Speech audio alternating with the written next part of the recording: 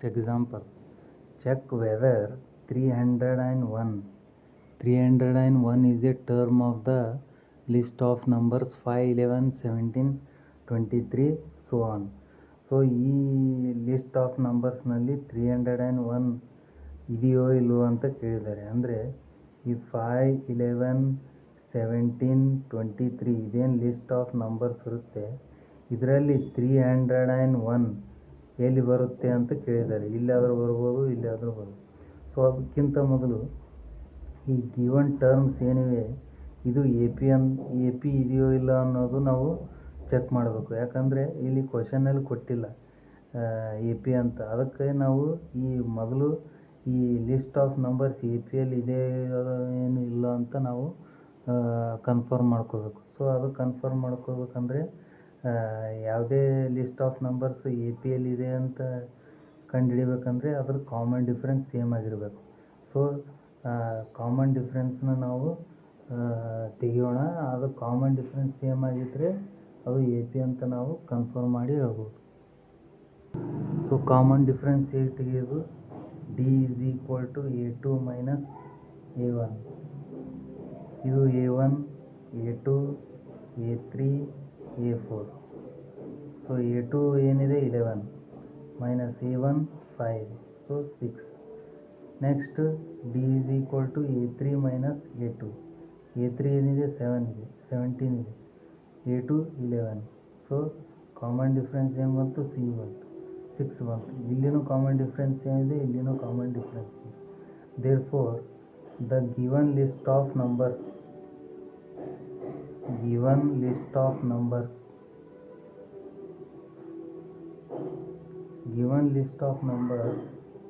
R in a P.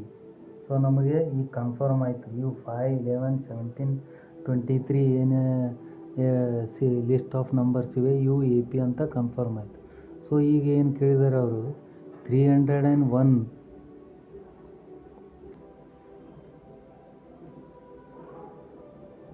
So 301 ಈ A ಪಿಯಲ್ಲಿ ಇದೆ ಇಲ್ಲ ಅಂತ ನಾವು ಕನ್ಫರ್ಮ್ ಮಾಡಬೇಕು.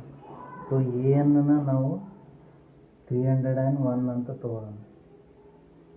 301 ಏನಾಗುತ್ತೆ? nth term of the A P. So ನಮಗೆ ಫಾರ್ಮುಲಾ ಗೊತ್ತಿದೆ, N is equal to A plus N minus 1 into D ಅಂತ. ಸೊ ನಾವು ಏನು ತಗೊಳ್ಳೋಣ? 301. ಎ ಏನಿದೆ? 3 ಇದೆ.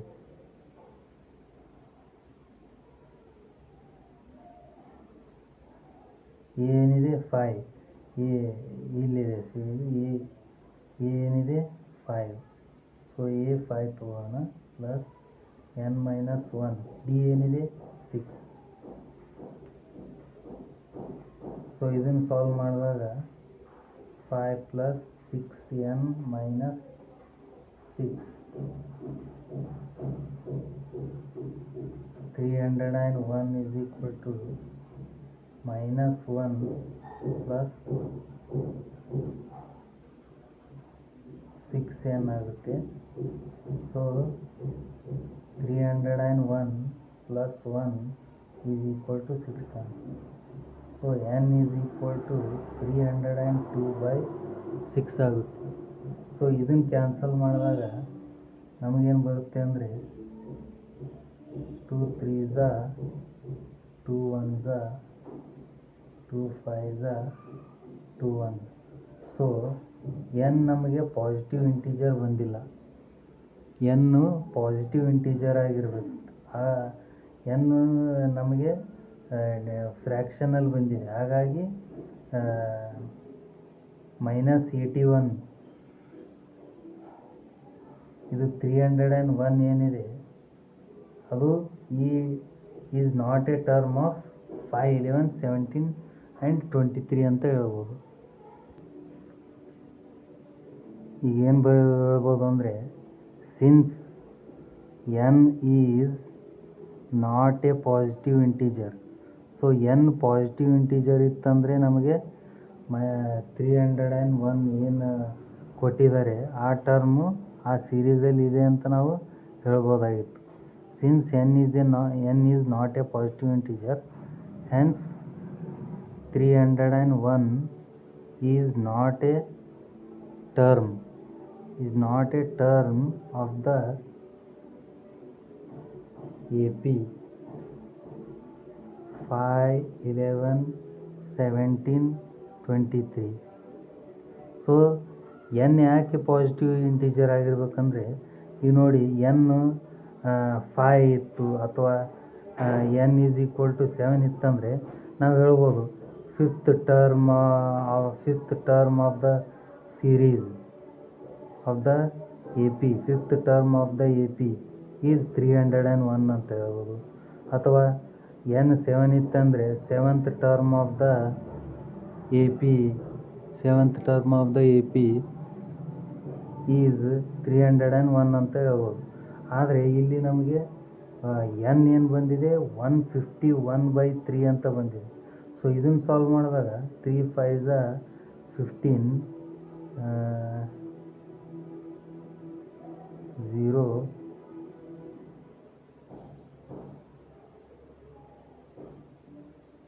ಸೊ 50.3 ಅಂದರೆ ಇದು ಪಾಯಿಂಟಲ್ಲಿ ಬರುತ್ತೆ. ಸೊ ಯಾವುದೂ ಟರ್ಮ್ ಈ ಪಾಯಿಂಟಲ್ಲಿ ಇರೋದಿಲ್ಲ. So definite N should be positive ಆವಾಗಲೇ ನಮಗೆ ಅದು ಇದು ಟರ್ಮ್ ಅಂತ ನಾವು ಡೆಫಿನೆಟಾಗಿ ಹೇಳ್ಬೋದು. How many 2 digit numbers are divisible by 3 ಅಂತ ಕೇಳಿದ್ದಾರೆ. 2 ಡಿಜಿಟ್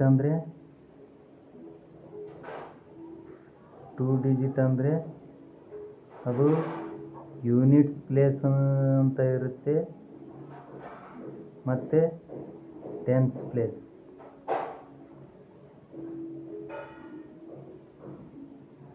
ಇದು ಟೆನ್ಸ್ ಪ್ಲೇಸು, ಇದು ಯೂನಿಟ್ಸ್ ಪ್ಲೇಸ್. 2 ಡಿಜಿಟ್ ನಂಬರ್ಸ್ ಇರುತ್ತೆ. So how many 2 digit numbers are divisible by 3 ಅಂತ ಕೇಳಿದ್ದಾರೆ. ಸೊ ಈಗ ಡಿವಿಸಿಬಲ್ ಬೈ 3 ಅಂದರೆ ಯಾವ್ಯಾವ ಬರುತ್ತೆ? 3, 6, 9, 12, 15 ಇವೆಲ್ಲ 3ಇಂದ ಡಿವಿಸಿಬಲ್ ಆಗೋ ಇವೆ. ಆದರೆ ನಾವು 3, 6, 9 ತೊಗೊಳ್ಳೋ ಆಗಿಲ್ಲ. ಯಾಕಂದರೆ ಇವು 1 ಡಿಜಿಟ್ ನಂಬರ್ ಇದೆ. ಇವೆಲ್ಲ ಏನು 1 ಡಿಜಿಟ್ ನಂಬರ್ಸ್. ಸೊ ಹಾಗಾಗಿ ನಾವು 12ನಿಂದಾನೇ ಸ್ಟಾರ್ಟ್ ಮಾಡಬೇಕು. ಸೊ 12, 15, 18 ಸೊ ಹೀಗೆ ಹೋಗ್ತಾ ಎಲ್ಲಿವರೆಗೆ ಅಂದರೆ ಈಗ 100ವರೆಗೂ 100 ಒಳಗಡೆನೇ ತೊಗೊಳ್ಬೇಕು. ಯಾಕಂದರೆ ಇದು 3 ಡಿಜಿಟ್. ಸೊ 100 ಒಳಗೆ ಅಂದರೆ 99ವರೆಗೂ ನಾವು ತೊಗೊಳ್ಬೋದು. ಸೊ 12, 15, 18 ಸೊ 99ವರೆಗೂ ನಮಗೆ ಎಷ್ಟು ಡಿವಿಸಿಬಲ್ ಬೈ 3 ಅಂತ ನಾವು ಕಂಡುಹಿಡಿಬೇಕು. ಸೊ ಅದು ಕಂಡುಹಿಡಿಬೇಕಂದ್ರೆ ಈಗ ಇಲ್ಲಿ ಅಷ್ಟು ನಂಬರ್ಸ್ ಲಿಸ್ಟ್ ಮಾಡಿದರೆ ಟೈಮ್ ತೊಗೊಳುತ್ತೆ.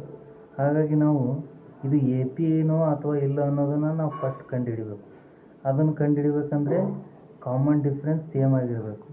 A2 - A1 ಇದು A1, A2, A3. ಸೊ ಇನ್ನೊಂದು ಟರ್ಮ್ ತೊಗೊಳ್ಳೋಣ A4, 21. A2 - A1 15 - 12 3 ಅಂತ ಬಂತು. Next D A3 - A2 18 - 15 so 3. So common difference same ಆಗಿದೆ. ಹಾಗಾಗಿ ಇದು given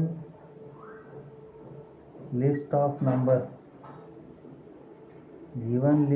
numbers are in AP. So ಇದು ಲಿಸ್ಟ್ ಆಫ್ ನಂಬರ್ಸ್ ಏನಿದೆ AP ಅಂತ ಗೊತ್ತಾಯಿತು. AP ಅಂತ ಕನ್ಫರ್ಮ್ ಆದಾಗ ನಾವು ಈ ಫಾರ್ಮುಲಾ ನಾವು ಅಪ್ಲೈ ಮಾಡ್ಬೋದು. ಸೊ ಏನನ್ನು ನಾವು ಏನು ತೊಗೊಳ್ಳೋಣ? ಏನಂದರೆ nth term. So nth term ಏನು 99. nth term or last term ಅಂತಲೂ ಅನ್ಬೋದು. ಸೊ ಏನು ತೊಗೊಳ್ಳೋಣ? 99. ಏನಿದೆ 12 ಪ್ಲಸ್ ಎನ್ನು ನಮಗೆ ಗೊತ್ತಿಲ್ಲ. ಗೊತ್ತಾದರೆ ಎಷ್ಟು ನಂಬರ್ ಡಿವಿಸಿಬಲ್ ಬೈ 3 ಅಂತ ಗೊತ್ತಾಗುತ್ತೆ. So N as it is ಇಟ್ಕೊಳ್ಳೋಣ. ಡಿ ಏನಿದೆ 3 ಇದೆ. 99 is equal to 12 plus 3n minus 3. 99 is equal to 9 plus 3n. So 99 minus 9 is equal to 3n. 90 is equal to 3n. n is equal to 90 by 3. 3 ones are 330. So n value ಏನು ಬಂತು ನಮಗೆ 30 ಬಂತು. ಅಂದರೆ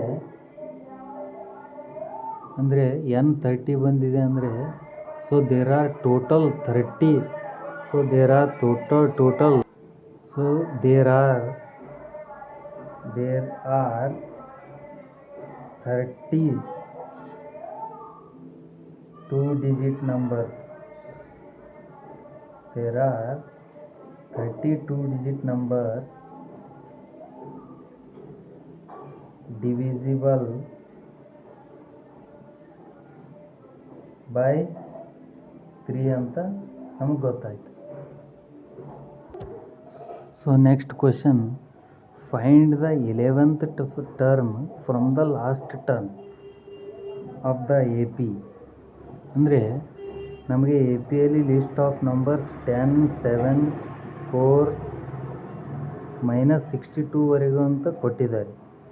so 11th term from the last term ಅಂದರೆ ನಾವು ಇಲ್ಲಿಂದ 11th term ಯಾವುದಿದೆ, first, second, third, ಹೀಗೆ 11th ಟರ್ಮ್ ಲಾಸ್ಟ್ಲಿಂದ ಯಾವುದು 11th ಟರ್ಮ್ ಇದೆ ಅಂತ ನಾವು ಕಂಡುಹಿಡಿಬೇಕು. ಸೊ ಅದಕ್ಕಿಂತ ಮೊದಲು ನಮಗೆ ಇದರಲ್ಲಿ ಟೋಟಲಾಗಿ ಎಷ್ಟು terms, total number of terms ಎಷ್ಟಿವೆ ಅಂತ ನಮಗೆ ಗೊತ್ತಿರಬೇಕು. ಅದು ಗೊತ್ತಾದಾಗ ನಾವು ಇಲ್ಲಿ ಲಾಸ್ಟಿಂದ 11th ಟರ್ಮ್ ಯಾವುದಂತ ನಾವು ಕಂಡುಹಿಡಿಬೋದು.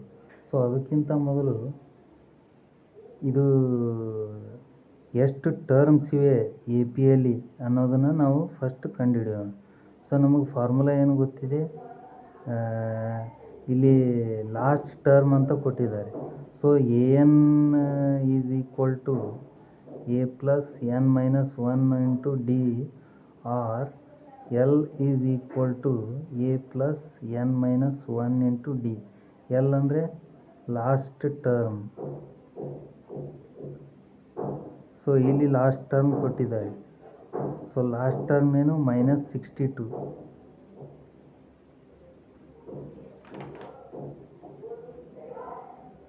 So -62 is equal to A ಏನಿದೆ 10 ಇದೆ, ಎ ಏನಿದೆ 10 plus N minus 1 into D ಏನಿದೆ 7 ಮೈನಸ್ 10 3 ಇದೆ.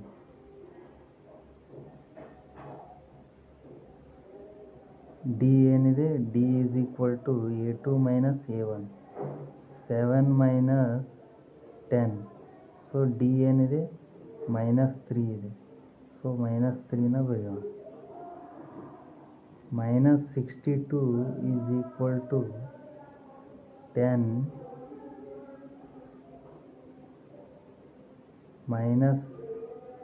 -3 ಇಂಟು n -3n ಪ್ಲಸ್ 3. ಇದೇನಾಗುತ್ತೆ -62, ಇದು 10 ಈ ಕಡೆ ಬರುತ್ತೆ -10 -3n plus 3. So -72 is equal to -3n plus 3 -72. ಇದು 3 ಈ ಕಡೆ ಬಂದರೆ -3. So -3n. ಸೊ ಇದು ಎಷ್ಟಾಗುತ್ತೆ -75 ಈಸ್ ಈಕ್ವಲ್ ಟು -3n ಆಗುತ್ತೆ. ಸೊ ಈ ಮೈನಸ್ ಕ್ಯಾನ್ಸಲ್ ಆಗುತ್ತೆ. 3n is equal to 75. n is equal to 75 by 3. 3 2s are 6, 3 5s are 15. So n is equal to 25 ಆಗುತ್ತೆ. ಅಂದರೆ n ಈಸ್ ಈಕ್ವಲ್ ಟು 25 ಬಂತು ನಮಗೆ. So ಹಾಗಾಗಿ ಈ ಎ ಪಿ ಇದು ಏನು ನಮಗೆ ಅರಿಥ್ಮೆಟಿಕ್ ಪ್ರೋಗ್ರೆಷನ್ ಕೊಟ್ಟಿದ್ದಾರೆ, ಇದರಲ್ಲಿ ಟೋಟಲಾಗಿ 25 ಟರ್ಮ್ಸ್ ಇವೆ ಅಂತ ನಮಗೆ ಗೊತ್ತಾಯ್ತು. So there are 25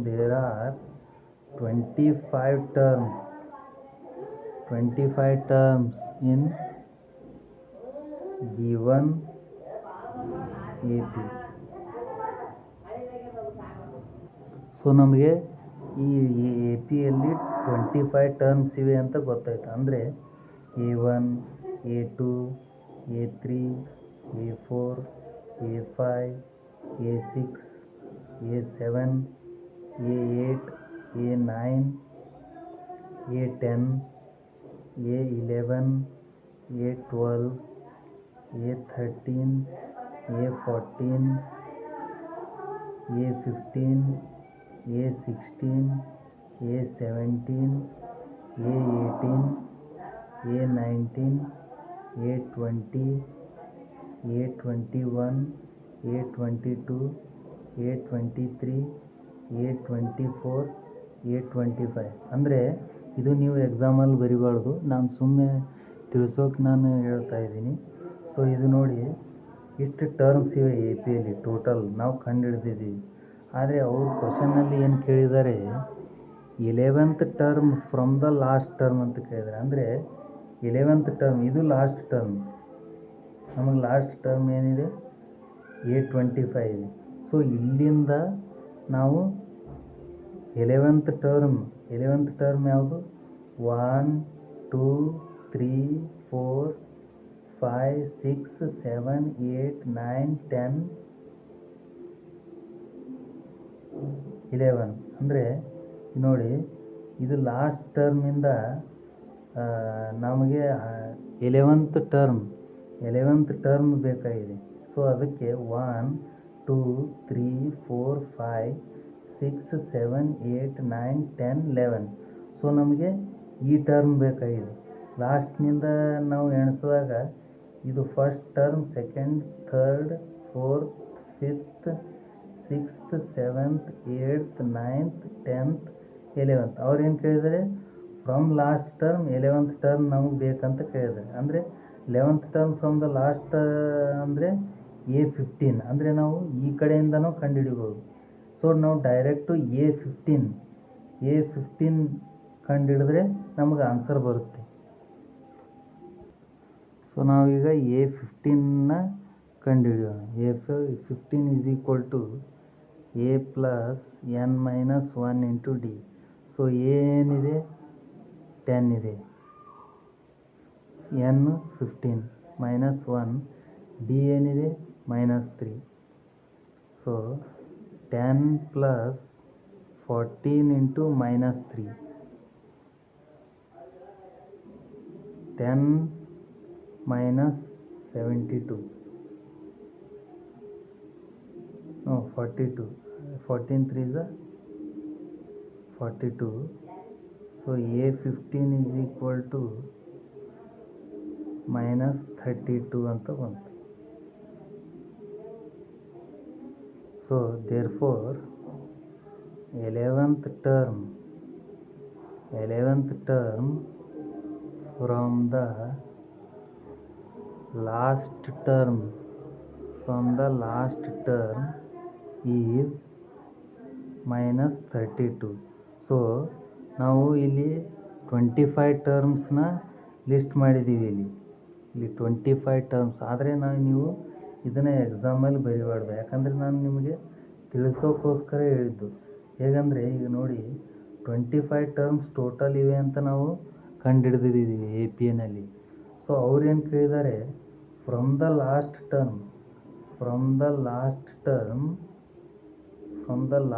term what will be the 11th term ಅಂತ ಕೇಳಿದ್ದಾರೆ. So 1 2 3 4 5 6 7 8 9 10 11. So 11th term from the last ಯಾವುದು, A15. ಸೊ A15ಅನ್ನು ನಾವು ಈ ಕಡೆಯಿಂದ A15 ಅಂತ ನಾವು ಆನ್ಸರ್ ತೆಗೆದ್ರೆ ಅದು ಲಾಸ್ಟ್ A15 ಏನು ಬಂತು, -32. ಅಂದರೆ 11th term from the last term ಏನು, -32. ಸೊ ಇದೇ ಕ್ವಶನನ್ನು ನಾವು ಇನ್ನೊಂದು ವೇನಲ್ಲಿಯೂ ಮಾಡ್ಬೋದು, ಈಗೂ ಮಾಡ್ಬೋದು. ಹೇಗೆಂದರೆ ಈಗ ಅವರು from the last term 11th term ಕಂಡುಹಿಡಿಬೇಕಂತ ಕೇಳಿದ್ದಾರೆ. ಸೊ ನಾವು ಏನು ಮಾಡೋಣ, ಈ ಎ ಪಿನೇ ಉಲ್ಟಾ ಬರೋದು ನಾವು ಇದನ್ನು ಕಂಡುಹಿಡಿಬೋದು. ಹೇಗಂದರೆ ಈಗ ಉಲ್ಟಾ ಅಂದರೆ ಇದು -62 ಫಸ್ಟಿಗೆ ಬರುತ್ತೆ ಎ ಪಿಯಲ್ಲಿ. ಸೊ ಇದು 10 ಲಾಸ್ಟಿಗೆ ಬರುತ್ತೆ. ಸೊ ನಾವು ಏನಂತ ತೊಗೋಬೋದು, -62 ಅಂತ ತೊಗೋಬೋದು. ಸೊ ಈ ಸೀರೀಸ್ನಲ್ಲಿ ಡಿ ಏನು ಬರುತ್ತೆ, 7 - 10 -3 ಅಂತ ಬರುತ್ತೆ ಡಿ. ಇಲ್ಲಿ ಎ ಪಿನ ನಾವು ಈಗ ತೊಗೊಂಡಾಗ. ಸೊ ಇಲ್ಲೇನು ಬರುತ್ತೆ, ಡಿ = ನಾವು ಉಲ್ಟಾ ತೊಗೊಂಡಾಗ +3 ಅಂತ ಬರುತ್ತೆ.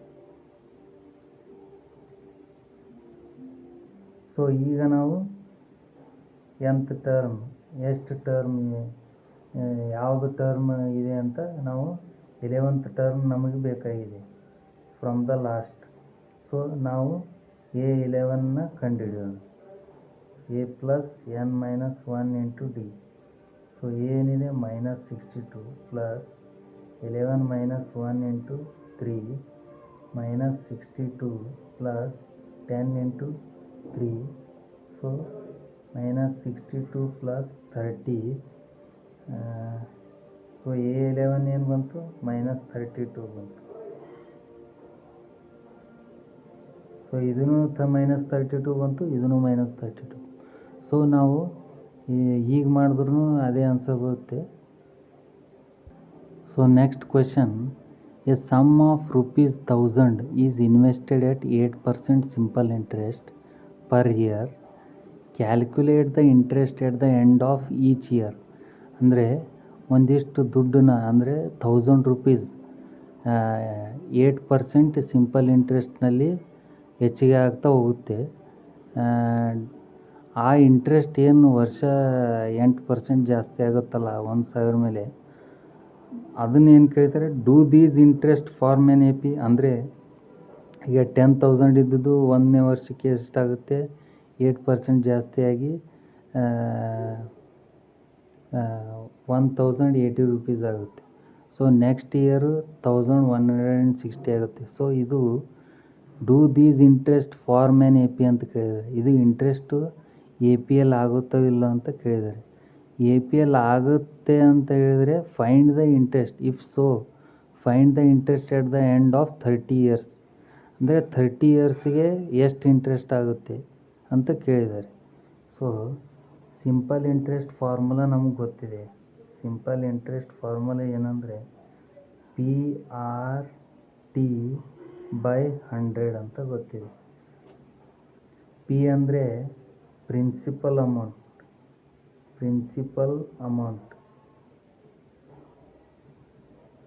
ಪಿ ಅಂದರೆ ಪ್ರಿನ್ಸಿಪಲ್ ಅಮೌಂಟ್. ಅಂದರೆ ನಾವು ಎಷ್ಟು ಡೆಪಾಸಿಟ್ ಇಡ್ತೀವಿ ಅದು ಪ್ರಿನ್ಸಿಪಲ್ ಅಮೌಂಟ್. ಇದು ಏನಂದರೆ ರೇಟ್. ಇದು ರೇಟ್ 8%. ಟಿ ಅಂದರೆ time. So interest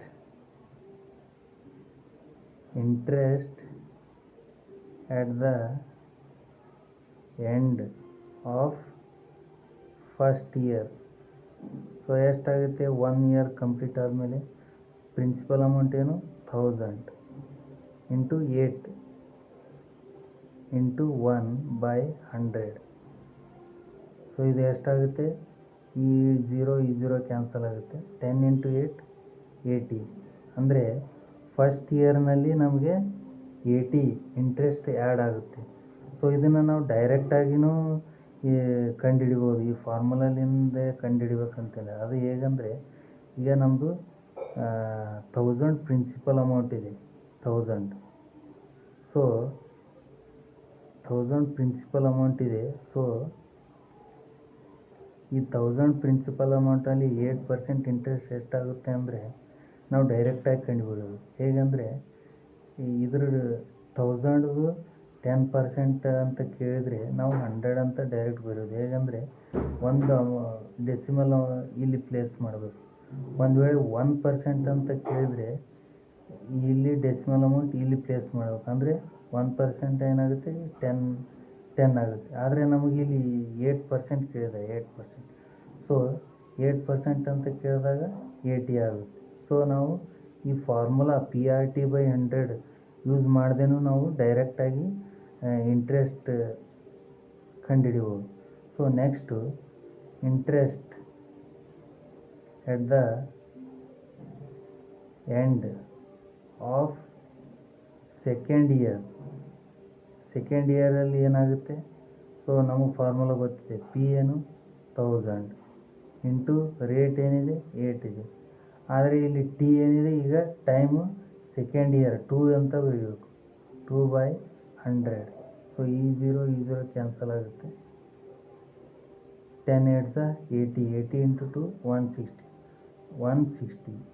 so second ಇಯರ್ನಲ್ಲಿ ನಮಗೆ 160 ಆಗುತ್ತೆ. So next interest at the end of third ಇಯರ್ನಲ್ಲಿ ಏನಾಗುತ್ತೆ, ಪಿ ಆರ್ ಏನಿದೆ 8 ಇದೆ, ಟಿ ಏನಿದೆ 3, ಅಂದರೆ ಟೈಮು ಥರ್ಡ್ ಇಯರ್ 3/100. ಇದು 100, ಇದು 0 ಕ್ಯಾನ್ಸಲ್ ಆಗುತ್ತೆ. 10 8 80, 80 ಇಂಟು 3 240. ಸೊ ಫಸ್ಟ್ ಇಯರ್ನಲ್ಲಿ ನಮಗೆ ಇಂಟ್ರೆಸ್ಟ್ 80 ಬಂತು, ಸೆಕೆಂಡ್ ಇಯರ್ನಲ್ಲಿ 160 ಬಂತು, ಥರ್ಡ್ ಇಯರ್ನಲ್ಲಿ 240 ಬಂತು. ಸೊ ಹೀಗೆ ನಾವು ಫೋರ್ತ್ ಇಯರ್ದೂ ತೆಗಿಬೋದು, ಫಿಫ್ತ್ ಇಯರ್ದೂ ತೆಗಿಬೋದು. ಸೊ ಈಗ ಇಂಟ್ರೆಸ್ಟ್ ಏನೇನು ಬಂತು, 80 ಬಂತು, 160 ಬಂತು, 240 ಬಂತು. ಹಾಗೆ ಇಲ್ಲಿ ಏನು ಕೇಳಿದ್ದಾರೆ, do these interest form AP. ಅಂದರೆ ಇಂಟ್ರೆಸ್ಟ್ ಏನು ಬಂದಿದೆ ನಮಗೆ 80, 160, 240 ಅಂತ ಬಂದಿದೆ. Do these interest form AP. ಇವು AP ಸೀರೀಸ್ನಲ್ಲಿ ಇದೆಯಾ ಅಥವಾ ಇಲ್ಲ ಅಂತ ಕೇಳಿದ್ದಾರೆ. ಸೊ ನಾವು APನಲ್ಲಿ ಇದೆ ಇಲ್ಲ ಅಂತ ತಿಳ್ಕೊಳ್ಳೋಕ್ಕೆ ಕಾಮನ್ ಡಿಫ್ರೆನ್ಸ್ ತೆಗಿಬೇಕು. Common difference D is equal to A2 minus A1. So common difference ಏನಿದೆ, ಇದು A1, ಇದು A2, ಇದು A3 ಅಂತ ತೊಗೊಂಡ್ರೆ 160 ಮೈನಸ್ 80. ಸೊ ಕಾಮನ್ ಡಿಫ್ರೆನ್ಸ್ ಏನು ಬಂತು, 80 ಬಂತು. ಮತ್ತು ಇಲ್ಲಿ A3 ಮೈನಸ್ A2 ಅಂತ ಮಾಡಿದಾಗ A3 ಏನಿದೆ 240 ಇದೆ, A2 ಏನಿದೆ 160 ಇದೆ. ಸೊ ಕಾಮನ್ ಡಿಫ್ರೆನ್ಸ್ ಏನು ಬಂತು 80. ಸೊ ಇಲ್ಲಿನೂ ಕಾಮನ್ ಡಿಫ್ರೆನ್ಸ್ 80, ಇಲ್ಲಿನೂ ಕಾಮನ್ ಡಿಫ್ರೆನ್ಸ್.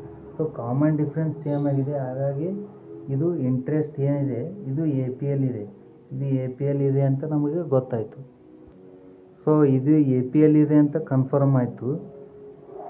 ಸೊ ಆದಮೇಲೆ ಏನು ಕೇಳಿದರೆ, ಇಫ್ ಸೊ ಅಂದರೆ APL ಇದ್ದರೆ find the interest at the end of 30 years making use of this fact. ಅಂದರೆ ಎಂಡ್ ಆಫ್ 30 ಇಯರ್ಸಿಗೆ ಇಂಟ್ರೆಸ್ಟ್ ಎಷ್ಟಾಗುತ್ತೆ ಅನ್ನೋದನ್ನು ನಾವು ಕಂಡುಹಿಡಿಬೇಕು. So to find the interest at the end of 30 years, we will find A30. So ನಾವು A30ನ ನಾವು ಕಂಡುಹಿಡಿದ್ರೆ ನಮಗೆ 30 years ಆದಮೇಲೆ ಇಂಟ್ರೆಸ್ಟ್ ಎಷ್ಟಾಗುತ್ತೆ ಅಂತ ನಮಗೆ ಗೊತ್ತಾಗುತ್ತೆ. So A30 is equal to A plus n minus 1 into D. So A ಏನಿದೆ 80 ಇದೆ, A ಏನಿದೆ 80, ಇದು A ಫಸ್ಟ್ ಟರ್ಮ್, A 80 ಇದೆ, ಪ್ಲಸ್ n ಏನಿದೆ 30. ಯಾಕಂದರೆ 30 ಇಯರ್ಸ್ ಆದಮೇಲೆ ನಾವು ಎಷ್ಟಾಗುತ್ತೆ ಇಂಟ್ರೆಸ್ಟ್ ಅನ್ನೋದನ್ನು ನಾವು 30 ಮೈನಸ್ 1. ಡಿ ಏನಿದೆ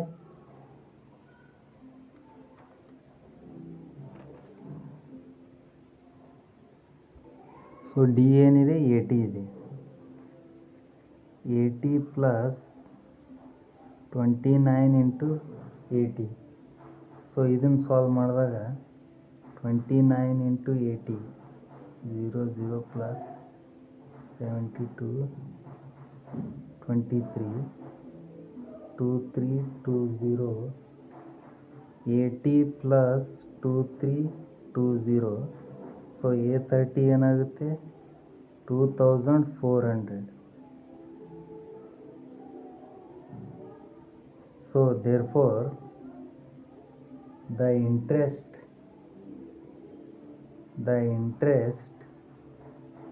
at the end of 30 years will be 2400. Here next question. In a flower bed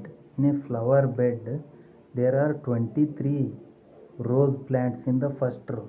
ಅಂದರೆ ಈಗ ಫ್ಲವರ್ ಬೆಡ್ ಹೆಂಗಿರುತ್ತೆ ಅಂದರೆ ಇದು ಒಂದು ರೋ ಇರುತ್ತೆ, ಮತ್ತು ಇದು ಒಂದು ರೋ ಇರುತ್ತೆ, ಇದು ಒಂದು ರೋ ಇರುತ್ತೆ. ಸೊ ಹೀಗೆ in a flower bed there are 23 rose plants in the first row. ಇದು ಫಸ್ಟ್ ರೋ.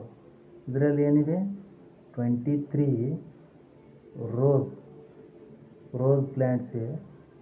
ಸೊ ನೆಕ್ಸ್ಟ್ ರೋನಲ್ಲಿ 21 ಇನ್ ದ ಸೆಕೆಂಡ್ ರೋ.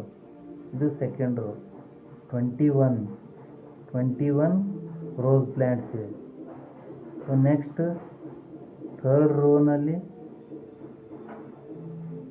19 ಇದೆ, 19 ರೋಸ್ ಪ್ಲ್ಯಾಂಟ್ಸ್. ಸೊ ಹೀಗೆ ರೋಗಳು ಇವೆ. ಆದರೆ ಇದು ಲಾಸ್ಟ್ ರೋನಲ್ಲಿ ಏನಿದೆ 5 ರೋಸ್ ಪ್ಲ್ಯಾಂಟ್ಸ್ ಇದೆ. ಸೊ ಇದರಲ್ಲಿ ಎಷ್ಟು ರೋ ಇವೆ, ಹೌ ಮೆನಿ ರೋಸ್, ಎಷ್ಟು ರೋಸ್ ಇವೆ ಅನ್ನೋದು ನಾವು ಕಂಡುಹಿಡಬೇಕು. How many rows are there in the flower bed ಅನ್ನೋದನ್ನು ನಾವು ಕಂಡುಹಿಡಬೇಕು. ಸೊ ಫಸ್ಟ್ ರೋನಲ್ಲಿ 23 ಇವೆ, ಸೆಕೆಂಡ್ ರೋನಲ್ಲಿ 21 ಇದೆ, ಥರ್ಡ್ ರೋನಲ್ಲಿ 19 ಇದೆ, ಮತ್ತು ಹಾಗೆ ಲಾಸ್ಟ್ ರೋನಲ್ಲಿ ಏನಿದೆ 5 ರೋಸ್ ಪ್ಲ್ಯಾಂಟ್ಸ್ ಇವೆ. ಸೊ 5. ಸೊ ಇದ್ರ ನಡುವೆ ಎಷ್ಟು ರೋಸ್ ಇವೆ ಅಂತ ನಾವು ಕಂಡುಹಿಡಿಬೇಕಂದ್ರೆ ಎನ್ ಕಂಡುಹಿಡಿಬೇಕಂದ್ರೆ ಇದು ಮೊದಲು AP ಏನೋ ಅಥವಾ ಇಲ್ಲ ಅನ್ನೋದನ್ನು ನಾವು ಕಂಡುಹಿಡಬೇಕು. ಹೇಗೆಂದರೆ A2 minus A1 21 minus 23, so minus 2. D is equal to A3 minus A2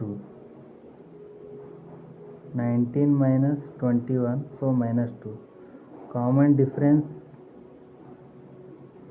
is same, hence given list of numbers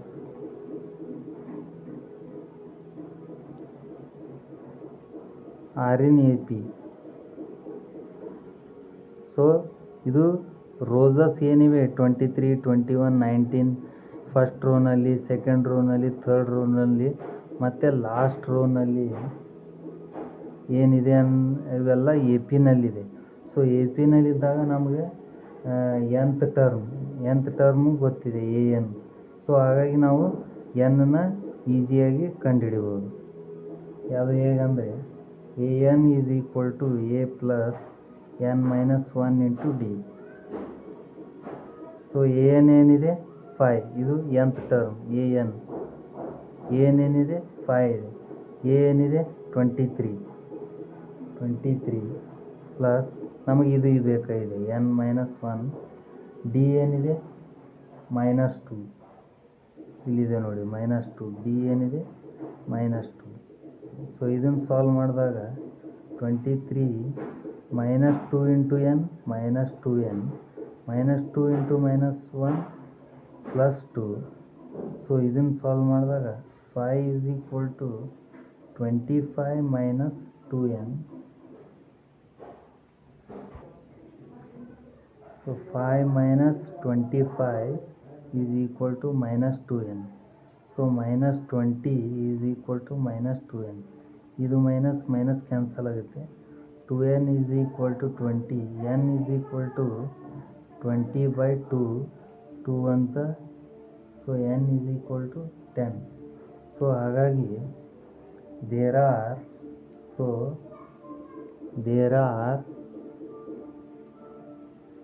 10 rows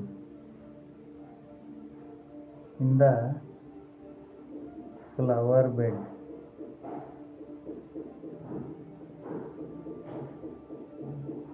ಅಂದರೆ ನಮಗೆ ಇಲ್ಲಿ first row, second row, third row ಮತ್ತು ಲಾಸ್ಟ್ ರೋ ಅಷ್ಟೇ ಕೊಟ್ಟಿದ್ದು. ಸೊ ಇದ್ರ ನಡುವೆ ಇದು ಅಷ್ಟು ಟೋಟಲ್ ಇಲ್ಲಿಂದ ಇಲ್ಲಿವರೆಗೆ ಎಷ್ಟು ರೋ ಇವೆ ಅಂತ ನಮ್ಗೆ ಗೊತ್ತಿರಲಿಲ್ಲ. ಸೊ ಈಗೇನು ಗೊತ್ತಾಯಿತು, 10 ರೋಸ್ ಅಂದರೆ ಇಲ್ಲಿಂದ ಇಲ್ಲಿವರೆಗೆ 10 ರೋಸ್ ಇವೆ ಅಂತ ನಮಗೆ ಗೊತ್ತಾಯಿತು.